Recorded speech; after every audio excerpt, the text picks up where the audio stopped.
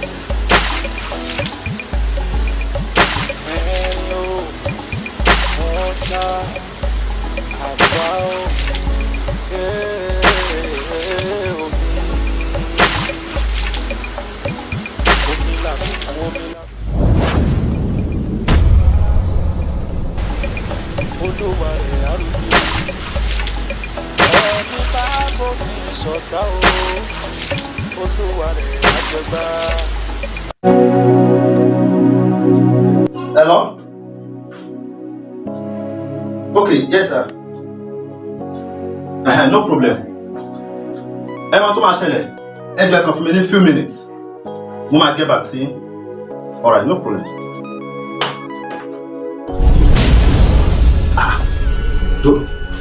Daniel. Báwo ló ṣe débi gan?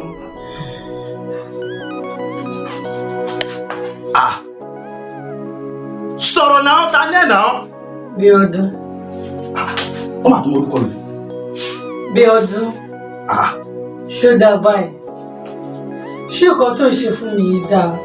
Dodo, mo fẹ́ mọ̀ ẹ̀gàn mi, mo fẹ́ mọ̀ orí ẹ̀ tó jẹ́ because mi ò mọ̀ ẹ́. Báwo ló ṣe O ò mọ̀ mí? Yes.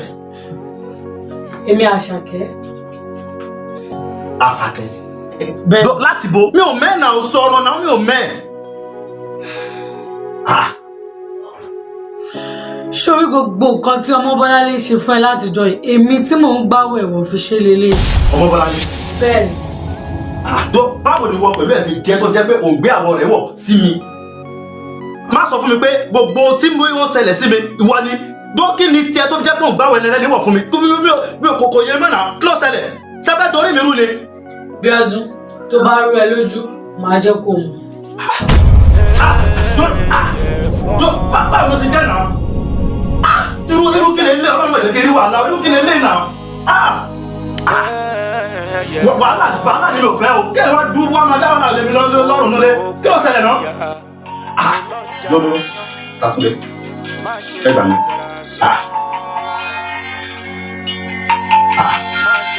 Ọmọbọ́láńlé. Hello? Bọ́láńlé. Ibo ló wà? Ní ìta mi. Lọ́dọ̀ mi bí. Dúró mọ̀. Ọ̀rẹ́ ò yé mi o. Bọ́láńlé. Wọ́n á dẹnilẹ̀, wọ́n á dẹni asán. Máa lọ ṣàyà gbangba sí wọn. Dúró. Àgbàbá àti ẹ. Àtẹ̀yìntọ̀ tó fẹ́ fojú dòrò.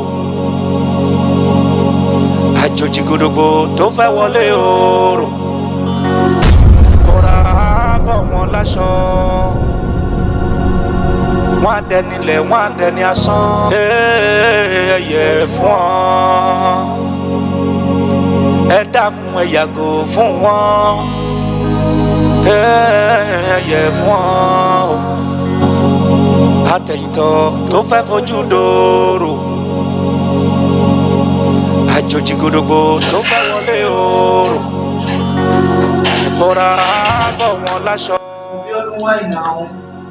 Just teach me everything. Why?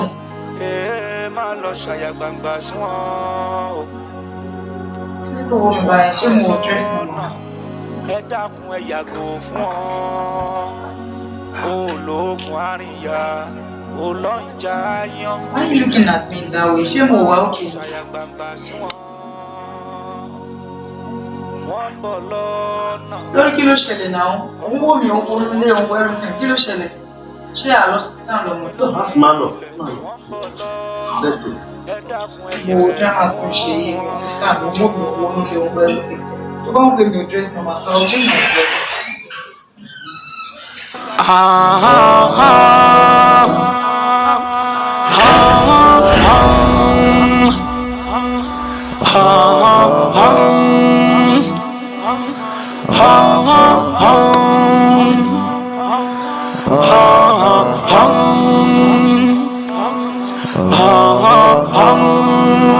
Wonder, wọ́n rí pé as in ó look strange bó ṣe kọ́ ta ọkọ̀ ń wò mí ó wọnú lé owó everything lókè owó bá ṣe rí ẹ ti tú like mo ti ká ẹ mọ́ wọ́n ní God ó gbé obìnrin sínú ilé ẹ̀ lọ́dún. What are you telling me? Ẹni tó ń wo yìí mi mọ̀ rí. Ó yẹ kó mọ̀ pé kò sẹ́nìtì láàrin mi àtẹni yìí.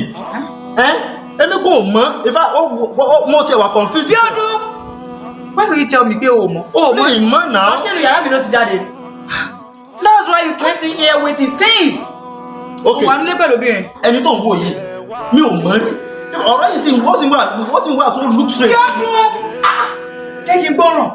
O mọ̀ ní kókó ṣe dress. Jọ ìwé ló ti rí ìyá òòṣà bí kí la máa gbé. Why tó fi wọ ráàlì? Look at you, okay. Ẹ ti ṣe gbogbo nǹkan tẹ fẹ́ ṣe fún paparazzi yìí tó kí n tó dé. As in, wo náà òun gbogbo tó wọ̀ lè ṣe máa dress bí àtọ́mọ́ fún mi pé o ò mọ̀ rí. Okay, you don't trust me, right? Trust you. With this full evidence tí mo rí tẹ̀ wọ́n tó wọ̀ gan-an ṣẹ̀fọ̀ yóò ṣàbí kí lélẹ̀ wọ tó wọ ráàgì àbí kí ló wọ̀. Ó ẹ ti ṣe gbogbo paparazzi ẹ ti ṣe gbogbo ẹ̀. Ó wá ró gbogbo everything ó ró gbogbo ẹ̀ mọ́ra. Àbí you're cheating on me with this one, with this thing. Okay, Ọmọbọ́láńlé, trust me o mọ̀ pé o mọ̀ tí mo lè ṣe. Ṣé èmi tí mo jáde bọ̀ tí mo wọnú ilé tí mo wọ̀ ta tí mo wọ̀ pé kí ló ṣẹlẹ̀? Just like bẹ́ẹ̀ ni pé orí mi tẹ̀ fẹ́ down with this moment, I don't know. If I trust you, I'm just confused. As in, hello, ta lè yín náà bó lẹ ti wá? Wọ́n láwọn ò mọ̀ yìí rí, ìyá òòṣà. Àná kí ló ṣe é? Báwo ló ṣe múra báyìí? Nínú ilé ọkọ ọlọ́kọ. Ṣáde lè wá máa lọ báyìí. Àbí kí ni gbogbo ilé báyìí? Kéde yìí o. Ẹ wo bí? Ẹjọ ẹ mọ nǹkan tó ṣẹlẹ̀. Láìfọ ìwà àlá láìfọ anything láìfọ ariwo lọ. Before I count 1 to 3. Kẹ jáde níbi báyìí nísìnyí. Or else I will rough it like mo máa ṣí ajálẹ̀ fún. Màá ní mo wá jẹ́ ẹ̀dá mi tó. Oh no! You! No! Leave me alone! No! I can't. No! Don't do that! No! What's wrong? Don't do that, please. ológun àríyá olóńjà yan má ṣe gàràgàrà sí wọn.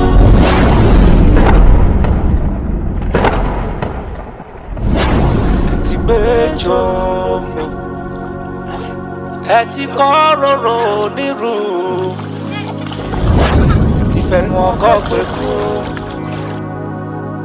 ẹ ti wá fàjẹ́ yóò bẹ̀rẹ̀ yín nìkan ojú àdá ẹ ti gbé jòǹbó ẹ ti kọ́ rorò nírú ti fẹnu ọkọ pé kú ẹ ti wá fàjẹ́ yóò bẹ̀rẹ̀ yín nìkan ojú àdá o ojú àdá o ojú yín àdá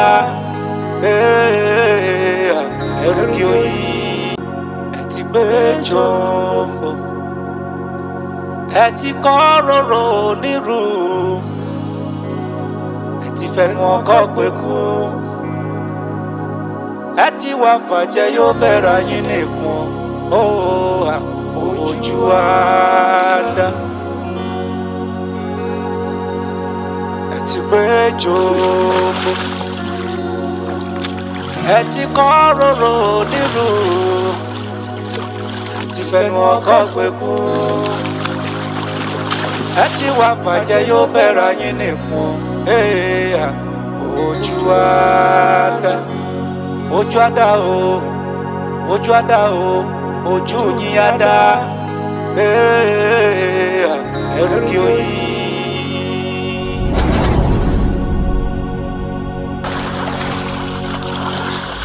Báwa ti gẹ́lẹ́ ònìyàn. Oko ni Ọlọ́run lókè ọ̀run. Hallelujah. Ẹ pẹ̀lẹ́. Olúwa ṣeun. Hallelujah. A dúpẹ́ lọ́wọ́ Ọlọ́run. Olúwa ṣeun. Ṣé rí àlàtẹ́ láì? Olúwa ti ṣẹ́gun fún yín. Olúwa ti bẹ̀rẹ̀ iṣẹ́ rẹ̀, ó sì ti ń jà fún yín lọ. Nítorí àlàtẹ́ láì, Olúwa ti fi èdè àìyedè sáàrin wọn, ó sì ti bẹ̀rẹ̀ iṣẹ́ rẹ̀. Àwọn àdúrà tẹ́ ń gbà pẹ́pẹ́pẹ́ yẹn ó ń ṣiṣẹ́ agbára. Fọlọ́. Nígbà tá a bá máa parí àdúrà yín, Ọlọ́run yóò ṣẹ́gun fún yín pápá. Àmín. Yóò sì ṣẹ́gun fún yín délẹ̀. Àmín. Dádì, ohun tó ń yà mí lẹ́nu nípa ọ̀rọ̀ yìí ni pé ọmọ Bọ́láńlé tá a dìjọ jọ́ rẹ̀, ó ní wọ́n dìjọ ń drag lójú ìran yẹn. Ṣé rí gbogbo èyí tí ó dúró ẹ̀yin lójú, àtèyí tó wà lókùnkùn àtèyí tó wà nímọ́lẹ̀, èyí tí ò yé yín yẹn, nígbà tá a bá máa fi ṣe deliverance yín tán, Ọlọ́run yóò fi gbogbo ẹ̀ yóò fi hàn yín. Ẹ mọ́ sì yọ mi, Ọlọ́run yóò gba gbogbo. Àmín. Ẹ jẹ́ ká gbàdúrà ní orúkọ Jésù. Àmín. Ní agbára ẹ̀jẹ̀ Jésù. Ẹ máa bá wa.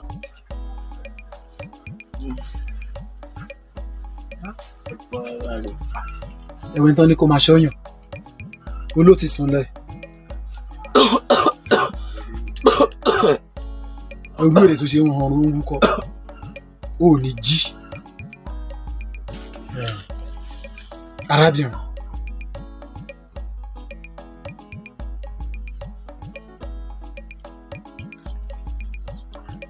arábìnrin,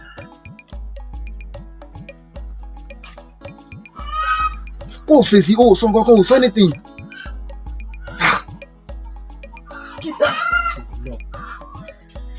Ìwọ náà wọ́n sìn, Ọlọ́run ní kí n fetí gbọ́ níbi tí àwọn ẹ̀gbọ́n mi àtàbọ̀ rẹ̀ tí wọ́n ti sọ pé àwọn fẹ́ fi ẹ́ ṣe tutù fọ́mọ ẹ̀gbọ́n mi, kárọ̀ ọmọ ẹ̀gbọ́n mi lè yà.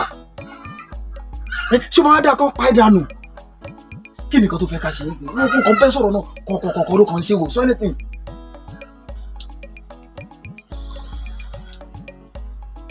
Ìwọ náà dìde kó tiẹ̀ jẹ́ kó tiẹ̀ gbìyànjú kó jẹ́ ká lọ.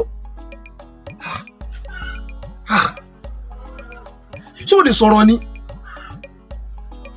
Ó yá tiẹ̀ dìde, ó yá gbìyànjú dìde kó jẹ́ ká lọ, dìde jẹ́ ká lọ. Jẹ́ kí n mú ẹ jáde kó lọ, kó má pa ìdánù, kó má fi ẹ́ ṣe tutù. Yá dìde pẹ̀lẹ́. Yá dìde, jẹ́ ká lọ. Ṣé màá da kán fi ẹ́ ṣe tutù fún mi? Kárọ̀ ọmọ ẹ̀ kan lè yà, kán wá fẹ́ pa ìdánù. Rọra.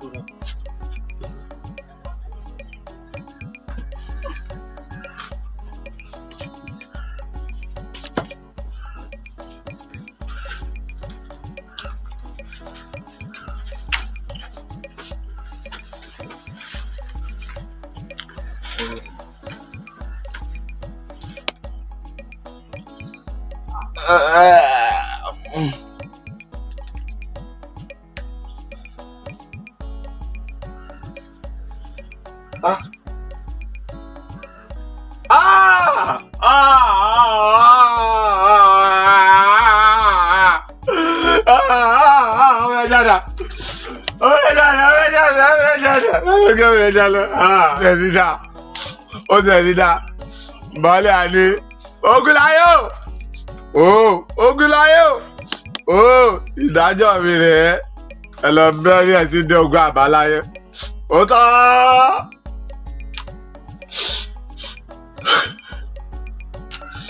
Kò sí ẹ̀ sí ìkankan wọn báyìí lọ́wọ́ bá ti ń mú mi báyìí, ọmọ òjèmí náà sínú túbú ní ẹ̀mú bẹ́ẹ̀rẹ̀ tèmi mú, ó fẹ́ jáde.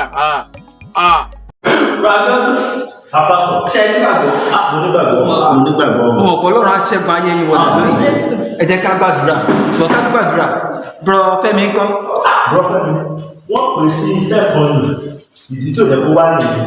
Ok mo mọ̀ pé Ọlọ́run àgbà gbogbo torí ẹ káwọn náà wà níbí báyìí ṣùgbọ́n nígbà tí àǹtí ti wà níbí kò sí wàhálà Ọlọ́run á ṣiṣẹ́ ìyanu rẹ̀ ẹ jẹ́ ká gbàdúrà ẹ jẹ́ ká sọ fún Ọlọ́run Olúwa gbogbo má jẹ̀mú ayé ọ̀run nínú ayé gbogbo Abíọ́dún Olúwa kò fẹ̀ jẹ́ parẹ́ àdúrà lórúkọ Jésù lórúkọ Jésù nínú gbogbo má jẹ̀mú ayé ọ̀run nínú ayé gbogbo Abíọ́dún ó yá ó má jẹ́ parẹ́ ẹ̀jẹ̀ Jésù wà parẹ́ Jésù Olúwa ká sọ fún Ọlọ́run gbogbo irúgbìn agbára òkùnkùn nínú ayé ìbúra Abíọ́dún ó yá ilé ẹ̀mọ́ kó máa pa wọ́n run àdúrà lórúkọ Jésù lórúkọ Jésù lórúkọ Jésù gbogbo irúgbìn agbára òkùnkùn nínú ayé ìbúra Abíọ́dún ilé ẹ̀mọ́ kó máa pa wọ́n run ilé ẹ̀mọ́ kó pa wọ́n run ilé ẹ̀mọ́ kó pa wọ́n run Jésù Olúwa wa ẹ jẹ́ ká sọ fún Ọlọ́run ìbéèrè mi gbà yóò pa àwọn àlejò wọn fi bẹ̀rù sájáde kúrò nínú kọ́lọ́fín wọn gbogbo ẹ̀mí agbára gbogbo ẹ̀mí àmì ayọ̀ ọ̀run nínú ayé ìbúra Abíọ́dún ó yá ẹ máa fi iná jáde iná ẹ̀mí mímọ́ kó máa tì wọ́n jáde àdúrà lórúkọ. Igi mo ti jìnnà sórí àfiwé rẹ̀ ò sí o ẹgbẹ́ gbígbó ni o tàbí àjùmọ̀bí àjùra wa lọ ti jàkadì kọ́ o ó ṣá òkè ó ṣá òkè àfiwé rẹ̀ ò sí ó ṣá òkè ó ṣàbí rẹ̀ ò sí ó ṣá òkè ẹ̀mí èṣù ẹ tẹríba fún olúwodò ẹ tẹríba fún ẹ̀mí ìsàlẹ̀ ilẹ̀ o ẹ tẹríba fún ẹ̀mí odò ẹ tẹríba fún orúkọ Jésù kò láfiwé rárá agbára Jésù kò láfijọ àkàwé rẹ̀ ò sí o ó ṣá òkè ó ṣàbí rẹ̀ ò sí ó ṣá òkè igi mo ti jìnnà sórí àfiwé rẹ̀ ò sí o ẹgbẹ́ gbígbó ni o tàbí àjùmọ̀bí àjùra wa lọ ti jàkadì kọ́ o ó ṣá òkè ó ṣá òkè àfiwé rẹ̀ ò sí ó ṣá òkè. Robert ó pàṣẹ fún bọ́ọ̀lù wa ó pàṣẹ fún. Ìwọ kí ló máa ń ṣàyẹ̀wò aláìrú iná bí ọdún tó ń gbèjà yìí ṣé ìwọ ọ̀rọ̀ bó ti bá ọmọ tèmi ní àdé òní ìgbà tó gbọ́ sọ̀rọ̀ lórí ọ̀rẹ́ tó bá mi ṣe àdéhùn báwo ṣe ṣe ìyàwó ṣé kò mọ̀ bá náà ni sórí eléyìí o ti dá májẹ̀mú pẹ̀lú èdè Olúwa rí ó sì gbọ́dọ̀ bú àdéhùn rẹ̀ ṣẹ ó ti bá dá májẹ̀mú nípa olùwà máa fi ṣe ayé. ẹ̀fọ́ wò mí ọmọ eré bí ọmọ Ọ̀ṣun àwọn alálẹ̀ ọmọ tó dá wò mí tó rẹwà bí ọmọ Olúwẹ̀rí ògbóòjò. bàbá ẹ sọ̀rọ̀ kan lẹ́ẹ̀kan ẹ ní ọmọ rẹ bíi ọmọ Yemọja ọkọ tẹ̀mí máa ń rò bí ọmọ burúkú pé èèyàn gbọ́dọ̀ wá pàdé wọ́n ti sọ̀rọ̀ rẹ̀ mọ́ wo inú Olúwẹ̀rí máa kó tó ló wà sórí ọmọ Yemọja ọmọ rere ni ọmọ tó rẹwà tó sì dá níbẹ̀ lọ́dọ̀ Ọ̀ṣun ṣẹ̀gẹ̀ṣẹ̀ olóyè ayé sẹ́lọ̀tọ́ wọ́n mọ rere nù wòmí ọkùnrin kọkùnrin tó bá ti bárù wọn pàdé bó bá ilé lójú rere wọn ájàjàjàjà o ọmọ yìí ayé rẹ̀ dànù sẹ́lọ̀tọ́ bàbá yóò mọ sórí ire ni èmi ní mò ń bẹ̀ fún ọ mọ̀jà pẹ́ńbí tó yọ báyìí ọwọ́ akẹ́yìn ọjọ́ kẹ̀kẹ́ sódò ọmọ rẹ ọmọ Ọ̀ṣun bí ọdún mọ̀wé yín o ọmọ bíi Yemọja ọ̀kadì ẹ wá mi rí o tó bá ti jáde sí ìpàdé yìí o. wo bàbá ti ṣe tán mọ̀wé yín o ọ̀ bẹ̀rẹ̀ níwájú tó yẹ báyìí ọ̀kadì.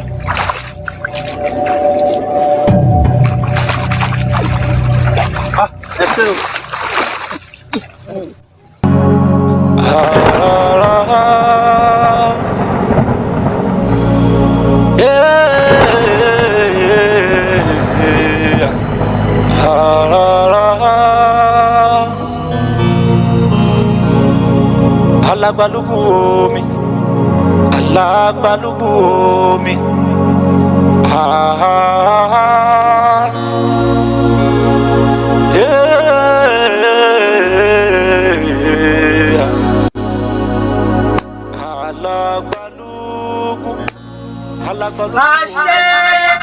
alagbalugu omi.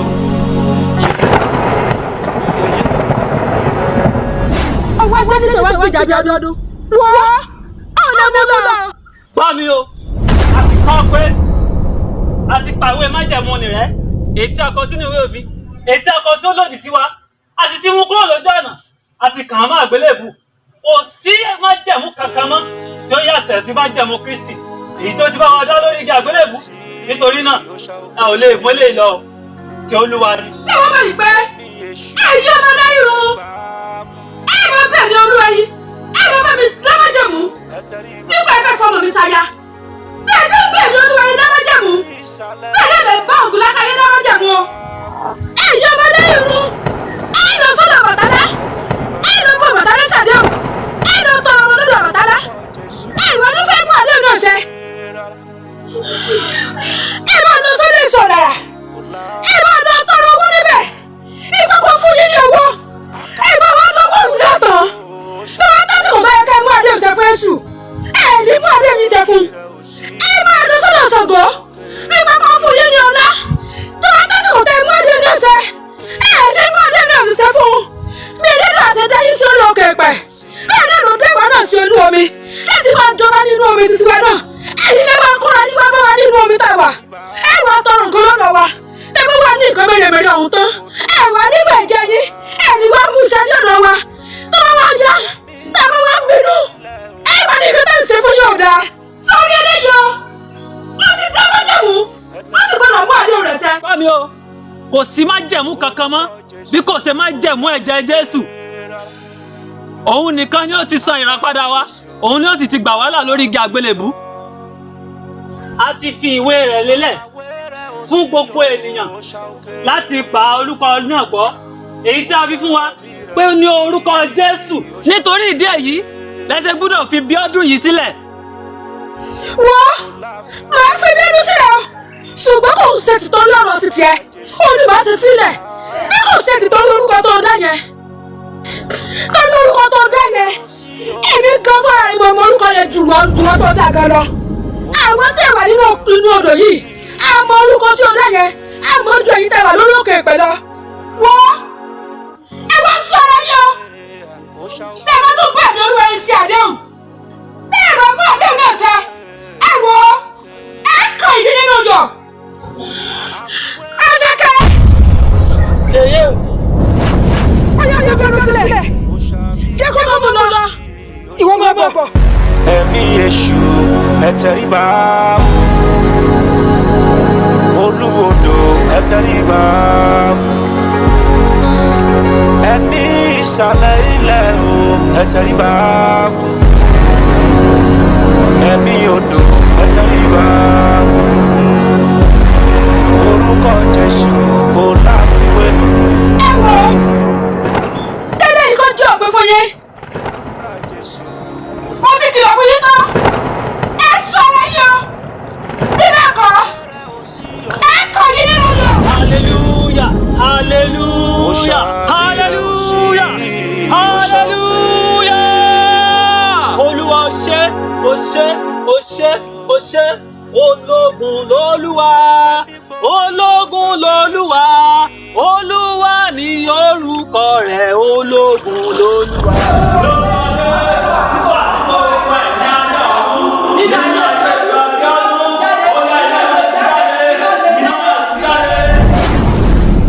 Ìmọ́lẹ̀ dé o aráyé, ẹ paradà.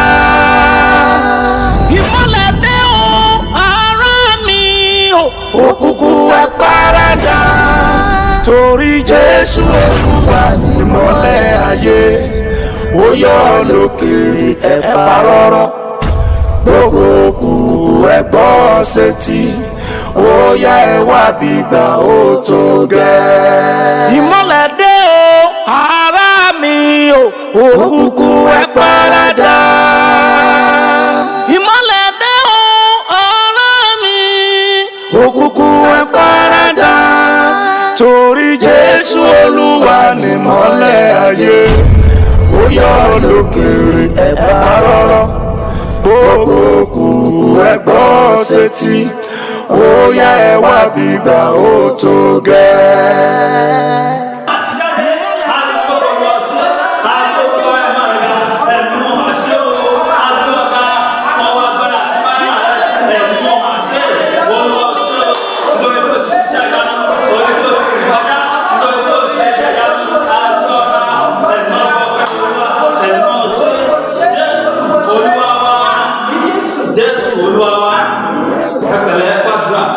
Olúwa ti gba gbogbo òwò, Olúwa ti ṣiṣẹ́ ìyára, tó gbàdúrà lórúkọ Jésù ayé ìgò lálàáfíà, lórúkọ Jésù ẹ̀rí ní bákan náà. Mọ́mí, jẹ́ kí n gbàdúrà fún wọn. Nítorí wọn ò ní wàhálà fún ọba yìí. Ọlọ́run ti rìn kọjá náà yẹn. Ó sì mọ̀ pé ọgbọ́n náà kò ní tó padà wá lórúkọ Jésù. Ní orúkọ Jésù, ní agbára ìjà Jésù, a bá dúpẹ́ lọ́wọ́ rẹ fún wa agbára rẹ fún ọpẹ́ ọmọ rẹ. Lórúkọ Jésù gbogbo ọmọ tó ti ṣẹ́ inú ayé yìí bá kọ́ máa parí. Bí mo ṣe lálàá yẹn gẹ́lẹ́ kò lè lè. Olúwa ṣe o. A dúpẹ́ lọ́wọ́ Ọlọ́run. Olúwa ti gba gbogbo ògo. Ẹ máa dúpẹ́. Ẹ̀dùn pásítọ̀. Ládùúrú gbogbo àlàyé tí mo ṣe sílẹ̀ yìí. Bẹ́ẹ̀ ni. Ọlọ́dún sọ wípé kí n máa dúpẹ́ lé lórí pé Olúwa ti ṣeun. Ó lè rí bẹ́ẹ̀ lójú yín. Ṣùgbọ́n Olúwa ti ṣẹ́gun gbogbo àwọn aláburúkú tẹ̀ ńlá májẹ̀mú yẹn fún yín nìyẹn. Àdúrà yẹn ti gbà, àdúrà deliverance tá a ṣe fún yín yẹn, ìdáhùn ẹlẹ́rìí yẹn. Olúwa ti gbọ́ gbogbo àdúrà yín, ó sì ti gbà yín lọ́wọ́ àwọn ẹ̀mí òkùnkùn tó ń jà yín lógun. Tó bá rí bẹ́ẹ̀ Ọlọ́run ti ṣe nìyẹn o. Olúwa ti ṣe o. Ọlọ́run fúnra ẹ̀ ló fi ìran hàn yín. Ẹ máa dúpẹ́ lọ́wọ́ Ọlọ́run kí ẹ sì máa fi ìmoore yín hàn. Ṣé pé bí mo ṣe wà yín sìn, mo ti wà ókè? Ọlọ́run ti gbà yín là. Mi ní lálàrí gbogbo àwọn tí mò ń lálàrí mọ́. Ọlọ́run ti kó gbogbo èyí tẹ́ ń sọ yẹn lọ. Ọlọ́run máa ṣeun. Olúwa ti gba gbogbo. Tó bá rí bẹ́ẹ̀ tó tọ́, inú mi máa dùn o. Ọlọ́run ti ṣe gbogbo ẹ̀, ó ti ṣe gbogbo, ó ti gbà yín kúrò lọ́wọ́ àwọn ẹlẹ́mìí òkùnkùn. Ọlọ́run ṣe o. Olúwa ṣeun. Báyọ̀ mi máa nítumọ̀. Ọlọ́run ti ṣe, bẹ́ẹ̀ ni Olúwa ti ṣe. Kò sí wàhálà. Tó bá jẹ́ pé bẹ́ẹ̀ lórí pásítọ̀, èyí gan máa gbádùn mi, máa fi ẹ̀mí ìmoore hàn. Èyí gan máa gbádùn mi. Ẹ máa mọ̀ wípé ẹ mọ̀yàn. Ọlọ́run á gba gbogbo ògo. Ọlọ́run ló sì ní gbogbo ògo. Òun ni ìyìn àti ọpẹ́ yẹ fún. Ohun tí mo fẹ́ kẹ́ ẹ mọ̀ ni wípé ẹ ti fi ayé yín fún Jésù báyìí. Ẹ má tọwọ́ bọ ẹ̀ṣẹ̀ mọ́. Bíbélì wípé kò sí ẹni tí ó tọwọ́ bọ ohun tó fọwọ́ kan ìtúlẹ̀ tí yóò bójú ẹ̀yìn tí yóò tún yẹ fún ìjọba Ọlọ́run mọ́. Ẹ má dá ẹ̀ṣẹ̀ mọ́. Kẹ́ ẹ sì máa gbàdúrà. Ẹ máa ṣọ́ra, kẹ́ ẹ sì máa gbàdúrà. Lẹ́yìn tí mo bá ti pa gbogbo àwọn èyí mọ́, kò sí wàhálà mọ́. Kò sí wàhálà, kò sí. Ó ti dà, kò sá. Ṣùgbọ́n mo fẹ́ kẹ́ ẹ gbàgbé wípé àdúrà ṣì ń tẹ̀síwájú. Àdúrà ṣì ń tẹ̀síwájú báyìí náà. Gẹ́gẹ́ bí mo sọ lẹ́ẹ̀kan pé kí ẹ máa gbàdúrà, kẹ́ ẹ sì máa ṣọ́ra. Ṣùgbọ́n nígbà tí àdúrà bá tún yá, màá tún pè yín. Ẹ ti gbọ́. Ọlọ́run á ràn yín lọ́wọ́. Kò sí wàhálà. Èmi lè máa lọ sí àbí? Yes, ẹ̀yin lè máa lọ tí problem. Olúwa wà pẹ̀lú yín. Ẹ pẹ̀lẹ́ sà. Bọ́dà sà. Ẹ má gbàgbé ohun tí mo sọ fún yín o. Ẹ pẹ̀lẹ́.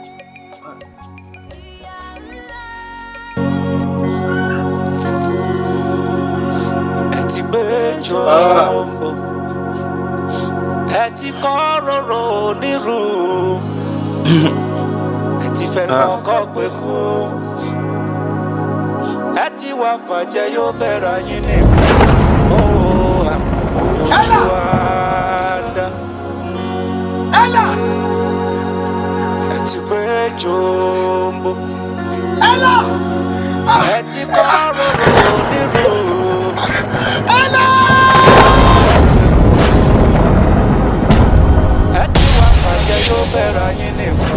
Thank you so much for viewing this wonderful video. The Lord will bless you. Please, we beg you to continue watching IJINLE Life TV. Remember to click the subscribe button. The Lord will bless you. And then give every video you watch on this channel a thumbs up. And don't forget to drop your comment in the comment section. We will reply your comment. Thank you so much. We appreciate you. See you in the next episode. Bye-bye.